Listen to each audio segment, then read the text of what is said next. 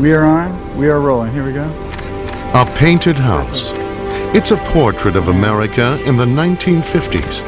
What it was like to live, work, survive among the vast cotton fields of the Arkansas Delta. When author John Grisham took a break from writing best-selling legal thrillers to explore his roots in A Painted House, he married fact with fiction. You never miss it? Well, the stories have been around forever, ever since I was a little kid. I mean, I lived the first 7 years on a farm a lot like this one. A lot of the stories are just old family tales, probably most of which are false, but anyway, handed down from father and grandfather, both with a great sense of exaggeration. So I don't know what's true and what's not, but the stories were always around. All right, let's show it to Alfonso, please. When John Grisham was writing A Painted House, he employed two invaluable research assistants, his mother and father. There were a lot of details that I didn't know needed help with, and it became sort of a joint labor with my parents. I would call them out of the blue when I needed some details, some research, and it was a lot of fun. In real life, John Grisham and his family left their Arkansas cotton farm when young Grisham was 7. In the Hallmark Hall of Fame film, the boy was made a little older. A Painted House paints a rich portrait of the powerful bond between 10-year-old Luke Chandler and his grandfather. Pappy, if I told you a secret, would you promise not to tell anybody else? Let's try it out. From my point of view, it was about, and still is about, the relationship between myself and this young boy who, was John Grisham, and sort of the wonderful relationship that these two people had of not only love, but humor and trust. We ain't telling nobody. Just be our secret. One we take to our graves, just you and me. A Painted House is directed by Alfonso Arau. The acclaimed director of Like Water for Chocolate says he was blessed with a talented cast in A Painted House. Really, I must confess that the only time in the process of filmmaking that I'm really nervous is when I'm putting together the cast. Because if you make a mistake, the film is not going to work. But it was very interesting, and I'm very, very pleased of the results, because the cast we put together is really fantastic, really fantastic. Jimmy Dale is holding the job for me at the Buick plant. But he can't wait long.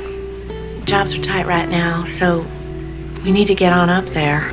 He says I can make as much as $200 a week. We'll send home as much as we can.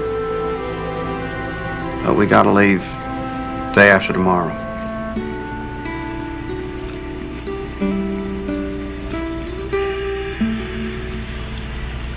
Eat your food, son. He's a very fine actor. He has a marvelous personality, great charisma. He really fills up the screen. And he was perfect for this role because he is like very austere. So you see the warmth, you see the love, and you see the tenderness through this kind of mask of self-control, no? And I think he delivers that wonderfully. You'll be leaving tomorrow. Yes, sir. She'll be coming back soon. Yes, sir. The theme of family, the crucial importance of family in a person's life, resonated with virtually everyone who worked on A Painted House, especially Luis Esteban Garcia, who plays Cowboy. I'm going to call my family and say, please watch this. This is a special film, and it's a family experience. And my father right now is sick, and I hope that he's around to watch this, because I would like to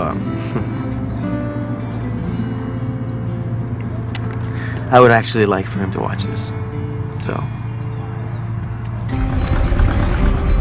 Filming a painted house on a cotton farm just outside Clarkdale, Arkansas, population 63, was an eye-opening experience for cast and crew. Robert Sean Leonard developed newfound respect for farmers half a century ago, who picked cotton by hand. It's hard to pick, and it's even harder to get the seeds out of it. And it's a brittle plant, and it gets into your skin. A lot of little cuts and scrapes, and it's not fun. And action! Spending a month in rural Arkansas was an interesting cultural experience for New York-based Robert Sean Leonard, and for Santa Monica, California-based Diane Delano, who plays hill person Mrs. Spruill. Oh, well, I love the Spruills. They rule. Chandler's rule, Spruill's rule. We're having a great time. All we do really is laugh, because we're a very dysfunctional family, but we're like the Osbournes of the cotton fields.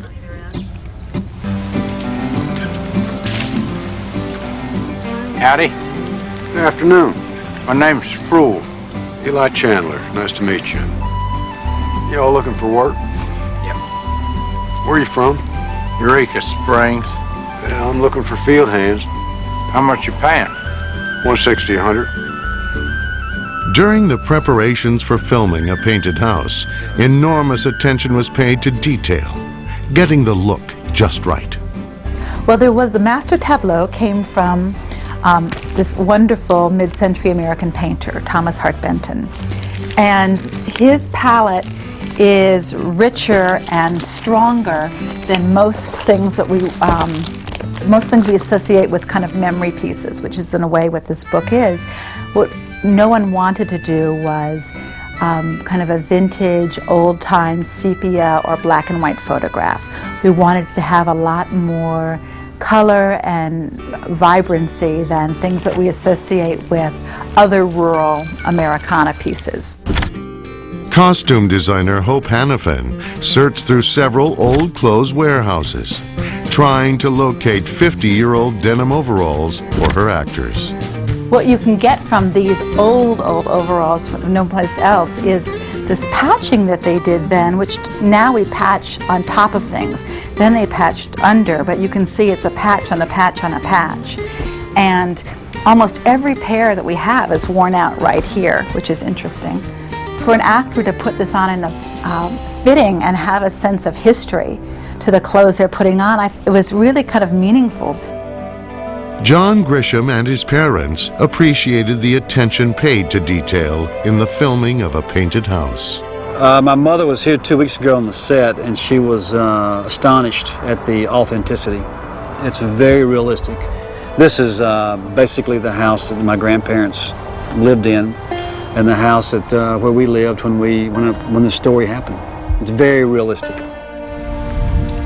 Since A Painted House was published in 2001, John Grisham says he's been asked hundreds of times where exactly the title comes from. It's an old family story. My mother grew up in town, and in town the houses were painted. And even though almost everybody was poor in this area, there were some very clear-cut layers to the social structure, and you were expected to know your place and where you fit in. And my mother, when she was a little girl, was at school one day, and she was having a pretty serious disagreement with a girl from the country. You were the country, you were town. And the little country girl told my mother in this heat of the moment, she said, well, you don't understand because you live in a painted house. And that was the end of the argument, because my mother had been put in her place. She was a city girl. And so that's where the title came from. And I've heard that story all of my life. I mean, 45 years now I've heard that story, so that's where the title comes from.